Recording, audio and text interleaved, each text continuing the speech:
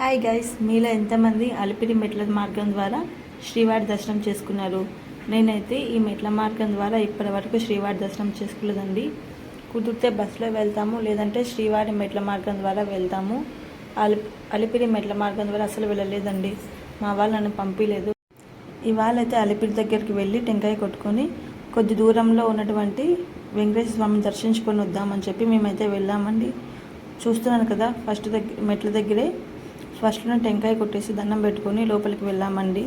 దారిలో మా వాడు అల్లరి అంతా ఇంత కాదండి, చాలా సరదాగా ఉండింది. మార్నింగ్ 11కి వెళ్ళి మేము 3కి అయితే ఇంటికి వచ్చాము. అక్కడే దేవుడి దర్శనం చేసుకొని అలాగే ప్రసాదం తిని అక్కడే తిరుగుకుంటూ కోతులు చూసుకుంటూ ఉన్నామండి. చాలా బాగుంది. నేను ఇవాళ కట్టుకున్న శారీకి అయితే మాత్రం 15 ఇయర్స్ చరిత్ర ఉంది. వాళ్ళ తమ్ముడు పెట్టాడండి మా అమ్మకి. ఇవాళ బీరువా ఓపెన్ చేసి చీర కట్టుకోమ్మా అంటే కట్టుకున్నాను. జస్ట్ మా అమ్మ 2 టైమ్స్ మాత్రమే ఆ చీర కట్టుకునిందండి. చూస్తున్నాను కదా, నాకు ఇక్కడ బాగుందని నేను అనుకుంటున్నాను. పక్కనే ఉన్నటువంటి వేణుగోపాల స్వామి ఆలయంలో ఆవులు అయితే రకరకాల ఆవులు ఉన్నాయని, కానీ అక్కడ వీడియో అలో లేదు కాబట్టి వీడియో తీయలేదు.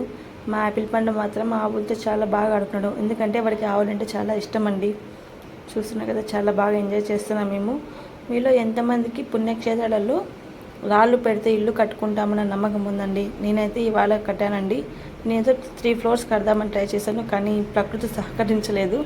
2 ఫ్లోర్స్తోనే ఆపేశానండి. గట్టిగా అయితే మొక్కుకున్నాను దేవుణ్ణి, నా కోరిక తీర్చమని చెప్పి.